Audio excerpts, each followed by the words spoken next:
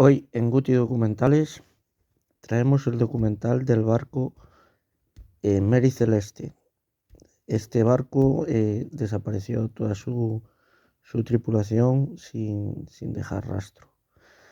Barco fantasma. Vamos a intentar en este documental descubrir qué pasó. Y bueno, es un documental muy interesante y lleno de misterio. A mí personalmente me gustó mucho. Espero que a vosotros también os guste y nada, vamos a ver el documental. Sin más, deciros que darle like, compartir y comentar y nada, seguiremos subiendo más documentales y ponernos al día. Muchas gracias a todos. El 4 de noviembre de 1872 partía desde el puerto de Nueva York con destino a Génova un bergantín de 30 metros de eslora recién reformado y rebautizado como Mary Celeste.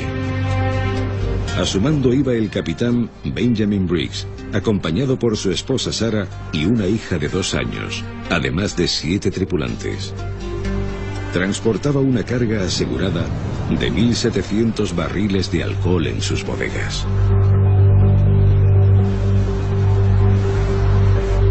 Casi un mes después, el 5 de diciembre de 1872, otro buque, el Dei Gracia, se cruzó con el Mary Celeste, que parecía navegar a la deriva, a la altura de las Islas Azores. Por más que insistieran, nadie les contestó a las repetidas señales y llamamientos. El capitán del Dei Gracia, David Reed Morehouse, envió a sus hombres a bordo del Mary Celeste para averiguar qué había ocurrido. Allí se toparon con un silencio sepulcral. No había absolutamente nadie en la embarcación. No había bote de salvamento, desapareció la corredera, estaba rota la bitácora, desapareció el sextante y en cambio permanece el cuaderno de navegación totalmente con las últimas anotaciones. Eso sí, se encuentra a bordo del Mary Celeste. El capitán Morehouse ordenó que su segundo de a bordo, Olivier Deveau, pilotara la embarcación fantasma hasta el puerto de Gibraltar. Pronto surgió la primera teoría oficial para la misteriosa desaparición de la tripulación del bergantín norteamericano. Una de ellas era un posible motín de la propia tripulación que asesinó al capitán, a su mujer y a su niña de 2 años, y luego abandonaron el barco.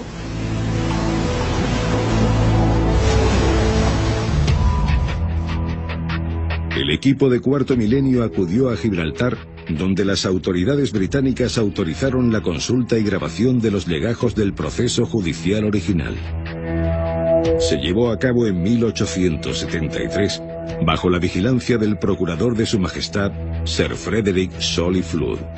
Solly Flood estaba convencido de que había habido un delito, que no se podía explicar cómo un barco que aparentemente estaba en buenas condiciones hubiera sido abandonado por su capitán. Y el capitán era uno de los amos del barco, era propietario, tenía un interés personal en ese buque. No lo iba a abandonar, al menos que fuera por una razón muy fuerte. En los documentos consultados en el Archivo Histórico de Gibraltar, el historiador Richard García señaló a Cuarto Milenio algunos detalles curiosos, como la existencia de un sable a bordo del Mary Celeste que pertenecía al capitán Briggs y que dio margen a varias especulaciones. Se mandó el sable para que se analizaran las marcas. Solly Flood estaba convencido que era sangre, y también dijo Solly Flood que había unas manchas de sangre sobre la cubierta, sobre el barco. Y encontró el doctor Patrón que no tenía manchas de sangre, lo que tenía eran manchas de óxido. El capitán Morehouse, después de ser exculpado de la muerte y desaparición de la tripulación del Mary Celeste por el Tribunal de Gibraltar, exigió una recompensa, a la que tenía derecho, por el rescate del bergantín fantasma. Se habló mucho de que pudo haber un acuerdo entre los dos capitanes, el del Dei Gracia y el Mariceleste, porque coincidieron en el puerto de Nueva York pocos días antes de la navegación, y de si se habían confabulado los dos para cobrar el dinero que después se pagó por haber encontrado el Mariceleste sin tripulación y sin pasajeros. No es descabellado pensar de que se podría haber urdido un plan y que algunas de las partes, pues al final, traicionara a la otra. Una vez reducida la tripulación del Mariceleste, el capitán Morehouse y sus hombres dieron continuidad a su plan macabro. La tripulación fue puesta a bordo de esta pequeña embarcación y hundida. Previamente habían puesto, pues, los contrapesos o algo para que esa embarcación se fuera al fondo rápidamente y no quedaran vestigios ninguno de que había habido ni algún tipo de desastre. Según esta teoría y otras semejantes, el Tribunal de Gibraltar frustró totalmente los planes del capitán Morehouse. El juez, cuando dictó el porcentaje que se le iba a otorgar al Dei Gracia por salvamento, en vez de darle el 40% que esperaban, le dio solamente la sexta parte del valor del barco. El periodista José Antonio Ortega apostó por la hipótesis de que la tripulación del Mariceleste, acuciada por algún problema a bordo, desembarcó en la isla de Santa María del archipiélago de las Azores, punto cercano al último registro del capitán Briggs en su diario de a bordo. No obstante, José Antonio Ortega no encontró ninguna prueba escrita del desembarco de la tripulación del Mariceleste en las Azores. Pero otro investigador del mar, Elías Meana, tiene su propia teoría que enlaza parcialmente con la de Ortega. Lo que es muy probable es que en las Azores desembarcara la esposa y la hija del capitán al objeto, bueno, de quitarles los posibles inconvenientes que se pudieran producir más adelante. Según Meana, tras la escala en las Azores, la tripulación del Mariceleste navegó hasta la península ibérica, más concretamente hasta el Cabo de San Vicente, en el Golfo de Cádiz. Allí desembarcaron y se escondieron en algún lugar de España o de Portugal. Lo cierto es que la desaparición de las 10 personas a bordo del Mariceleste se mantendrá en ese umbral del misterio y de la duda. Surgirán de vez en cuando renovadas teorías para explicar lo que algunos consideran el mayor misterio de la historia de los buques fantasmas.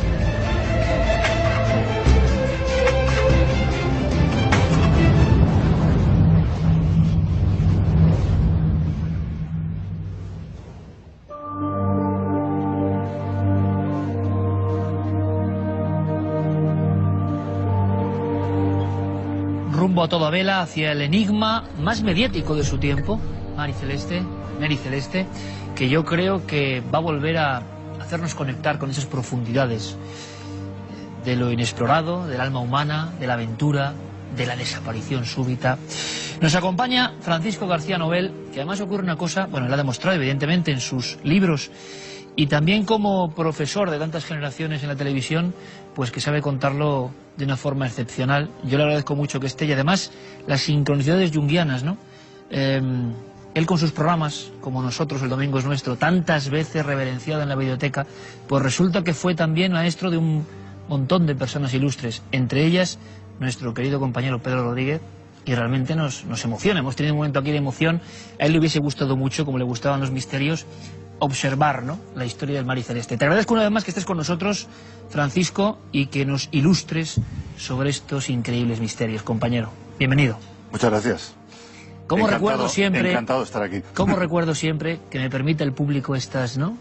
Nosotros, El Domingo es Nuestro. ¿Cómo lo recuerdo? ¿Cuándo será televisión de nuevo para los jóvenes de esa forma? Ojalá. Ojalá. Ojalá. Tenemos esperanza. Sé que muchos jóvenes están viendo ahora mismo y están teniendo preguntas. Bueno, pero hay algo más. Yo estaba ahí nervioso. ¿Por qué? Ustedes han visto la historia oficial, digamos, lo que ocurre en Gibraltar. La desaparición simbólica, se acusó a todo tipo de misterios de estar rondando al Mariceleste. Lo primero que quiero preguntar a Francisco es una investigación personal que de alguna forma él ha llevado con bastante sigilo y que sería la conexión española del Mary Celeste. Efectivamente, el Mary Celeste, o la tripulación del Mary Celeste, desaparece misteriosamente en el momento en que el Dei Gracia da con él en mitad del océano, entre las Azores y Portugal, y nunca se sabe qué ha pasado con esa tripulación. Curiosamente, unos pocos meses más tarde, en la primera semana del mes de mayo de 1873, 5 meses más tarde, en Asturias, en la pequeña localidad de Candás, los pescadores, Candás era muy importante en ese momento, la flota pesquera del lugar, había balleneros incluso, pero los pescadores encuentran en la playa 2 pequeños botes, 2 botes salvavidas, con 6 cadáveres a bordo y una bandera de Estados Unidos. Eso no pasa desapercibido en aquel momento porque llega a periódicos incluso de Madrid. Desde Gijón se informa a los periódicos de Madrid de ese hallazgo y se da cuenta de esa noticia. Y después en Liverpool y en otras localidades de Gran Bretaña y de Estados Unidos se hacen eco también los periódicos de esa noticia. Y alguien apunta en aquel momento, ¿podría ser la tripulación del Mary Celeste? Y a mí, que llevo un tiempo investigando y leyendo sobre el Mary Celeste, también me pica la curiosidad y pienso, ¿por qué no podía ser la tripulación del Mary Celeste? Porque es muy fácil, yo le he hablado con expertos, que unos botes salvavidas que están entre las Azores y Portugal, justo en las coordenadas en las que se encontró en el último momento cuando abandonaron el bergantín, la corriente te puede llevar directamente, la corriente de las Azores, directamente hacia el Golfo de Vizcaya, hacia el mar Cantábrico. Podría ser. Yo desde ese momento empiezo a investigar, empiezo a mirar archivos.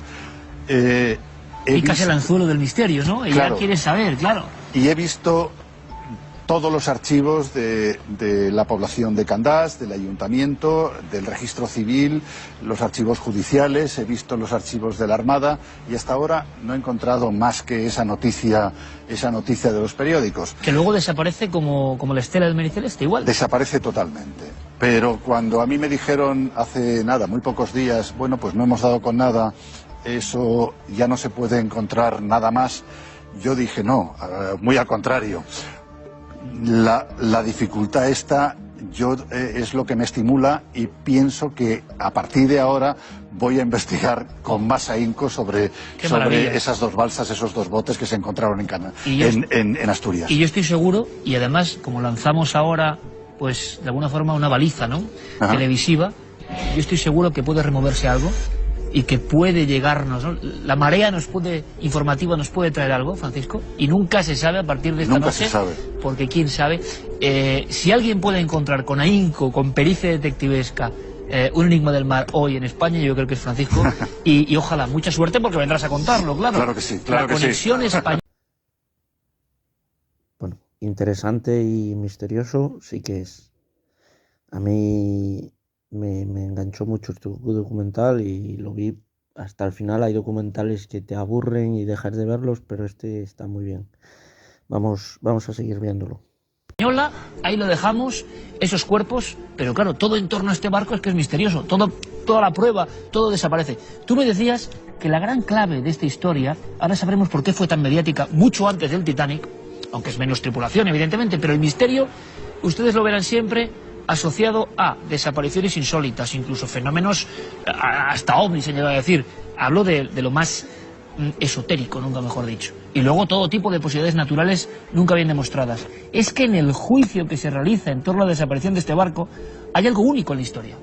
Claro, es la primera vez en la historia de un juicio por algo que ocurre en el mar o en la mar, donde la resolución final no es esto ha sucedido por causa de, sino todo lo contrario. Esto no ha sucedido por esta causa, pero no sabemos por qué ha ocurrido. Entonces, se conoce qué es lo que no ocurrió para que fuera abandonado el Mary Celeste. pero no se sabe por qué se abandonó el bergantín en mitad del océano Atlántico. Y nadie lo ha resuelto a nivel judicial. Nadie lo ha resuelto. Hay muchas hipótesis, hay muchas teorías, pero nadie lo ha resuelto a nivel judicial. Como ocurre en el Titanic y en otros casos con el Príncipe de Asturias, a raíz de la novela de investigación de Francisco García Nobel sobre el naufragio de esta increíble historia del Titanic español, lo que nos llega, lo que nos cala, quizá porque es todo símbolo de una época, ¿no? Son las fotografías de esas personas que de alguna forma se evaporan y se convierten en desaparecidos sin rastro de la mar. Y nos da la impresión de que hay algo más, algo que no se ha contado. Y yo quiero saber, después de haber escuchado especialistas que además siguen, ¿no?, en confrontación, ¿no?, tanto tiempo después con diferentes ideas, ¿cuáles son las tuyas? Y hay una batería que tú sé que nos puedes resumir perfectamente. ¿Qué crees, después de toda tu investigación, que le pudo pasar a este viaje interrumpido? Lo que no le pasó fue un ataque por parte de los piratas, porque acabas de hablar de las fotografías. Viajaba la esposa del capitán, de Benjamin Briggs, y sus joyas estaban ahí a la vista de todo el mundo y se encontraron a la vista de la tripulación del Dei Gracia cuando encontraron el buque abandonado. Esas mismas joyas las vieron en Gibraltar cuando se abrió el caso. Por tanto, se descarta un acto de piratería, asalto, ¿no? Porque si no se quedaron ni con el bergantín, si no se quedaron con los objetos de valor, ¿para qué asaltaban el bergantín? Pero parece que lo más probable, dentro de las muchas teorías que hay, son las dos teorías, digamos, más sensatas y apoyadas por personas que mejor conocen el tema del mar, es el tornado y el terremoto. Que están tan en boga, además, ahora mismo, los tornados, que hemos vuelto a ver esa naturaleza desatada y su efecto, por ejemplo, en Estados Unidos. ¿Tornado en el agua o tifón o qué? O terremoto. O terremoto. O terremoto. Se ha podido demostrar científicamente, y hay casos, en que el terremoto, igual que se nota en tierra, se puede notar en el mar. Y tiene un efecto vertical. En la vertical, el efecto es devastador, como puede ocurrir en tierra. Pero sin embargo el barco estaba bien conservado, ¿no? Eso en el mar lo único que provoca es que el barco vibre, pero no llega a destrozarlos. ¿Y podía provocar la caída de la tripulación? No, podía provocar el pánico porque dentro llevaban alcohol. Llevaban 1.701 barriles de alcohol y ese alcohol podía estallar. Y en esa situación de pánico pudo ocurrir que ellos determinaran abandonar el barco y se fueran a los botes salvavidas, los ataran al buque para tener cierta distancia y en caso de explosión poder proseguir la navegación, pero después esa soga, ese cabo, se rompiera, se encontró deshilachada un cabo en el mar celeste y ellos se perdieran en el océano. De ahí la posibilidad de que esos dos botes después, navegando, fueran a parar a Asturias. Claro. De todas formas, con estas historias de desapariciones en alta mar, es que uno se queda como... Es como hacer un CSI a toro pasado de qué pudo ocurrir, de qué forma, y nadie sabe exactamente, porque hay unas anotaciones, ¿no? Francisco, allí algo quedó en el cuaderno de bitácora, en el cuaderno de bitácora interesante, ¿o no? Quedó la anotación del día 24 y quedó la anotación del día 25. La del 24 hecha por el capitán en el cuaderno de navegación, donde da exactamente la localización. Estaban a 110 millas al oeste de la isla de Santa María, y el día 25 ya estaban justo a la altura de la isla de Santa María, y eso es una anotación que hace el primer oficial, ya no en el cuaderno de navegación, sino en la pizarra de bitácora. Eso da idea de dónde estaba en esos días. Pero no dice nada que pueda agregar algún factor de tempestad. Ellos no dicen nada más, pero sí dice el Centro de Investigación Meteorológica de las Azores, que actualmente existe y que ha dado a diversos investigadores, entre ellos a mí. Yo me puse en contacto con ellos para que me dieran de sus archivos cuál era la situación del tiempo, el mapa del tiempo en esos 2 días. En esos 2 días, el 24, hay un gran temporal, una gran tormenta, vientos casi huracanados. A las 5 de la mañana, el día 25, se produce la calma. pero inmediatamente después, a las 8 de la mañana, se reanuda la tempestad y la tormenta. Es el momento, es a partir de ese momento, cuando ya no se tienen más noticias, no hay anotaciones, ni se tiene ninguna información del mar y celeste. En ese momento es 8 de la mañana del día 25 de noviembre de 1872, es cuando algo ocurrió en el mar y celeste, oh gran misterio, que hizo que el capitán abandonara el barco, porque en muchos casos puede hacer abandonarlo a la tripulación, pero para que el propio capitán abandonara su barco tuvo que ser algo, una sensación de pánico tal que hiciera que se marchara. ¿Por qué este caso se convierte en una especie de clip siempre adherido a los misterios? ¿Qué hace del Mary Celeste algo que siempre ha estado en esa especie de mundo un poco oculto y secreto? Se convirtió en un caso mediático 30 años del Titanic. Claro, en el caso del Titanic lo hablábamos cuando hablábamos del Príncipe de Asturias. El caso del Titanic pues se convirtió en leyenda gracias al cine y gracias a los libros. Lo mismo ha ocurrido con el Mar y Celeste. Sobre el Mar y Celeste se han escrito 30 libros, 30 buenos libros, porque se han escrito muchos más, se han hecho 2 películas y gran cantidad de documentales. Y sobre todo, inmediatamente después de producirse el suceso, un personaje, un médico, llamado Arthur Conan Doyle, que en aquel momento no había todavía pensado en crear un personaje llamado Sherlock Holmes, pero que lo crearía más tarde, escribió un relato sobre el Mary Celeste, al que llamó no Mary con Y final, sino Marie Celeste. Esa historia de Conan Doyle se convirtió en algo que dio la vuelta al mundo, que todo el mundo leyó.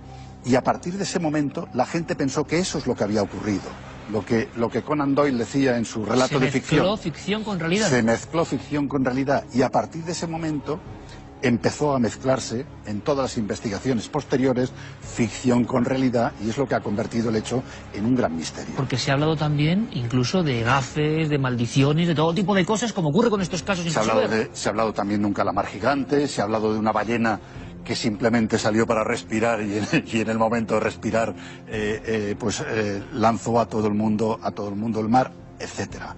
Y tiempo después incluso ha habido otros casos de personas que han dicho que eran supervivientes del naufragio y que han relatado su experiencia a bordo del Mary Celeste, haciéndose pasar por, o diciendo, haciéndose reconocer como supervivientes de aquel naufragio. ¿Y qué hubo en todo eso? ¿Un simple fraude? Uno sí. Uno se sabe que era un fraude, porque se sabe que el periodista que entrevistó a un personaje que era superviviente, ese personaje era él mismo y por tanto había inventado ese personaje. Pero otro era el director de un colegio de Londres que encontró y dio a conocer unos manuscritos de una persona que había trabajado en ese colegio y que reconocía en esos manuscritos que él era el único superviviente del Mary Celeste. Y contaba una historia que puede ser verdad, que el capitán había construido una plataforma en el bergantín para que su hija jugara sin molestar a nadie de la tripulación. Y un día, cuando el capitán, dice este personaje que era aficionado a nadar en pleno océano, cuando el capitán estaba nadando y contando pues las virtudes de la natación al resto de la tripulación, toda la tripulación estaban mirándole desde ese lugar que había construido para la pequeña Sophie, y entonces el peso era tan grande que todos se fueron al agua y murieron todos víctimas de los tiburones, excepto este hombre que pudo salvarse agarrado a una de las tablas. No fue víctima de los tiburones, llegó a tierra y años después pues escribió y contó su historia.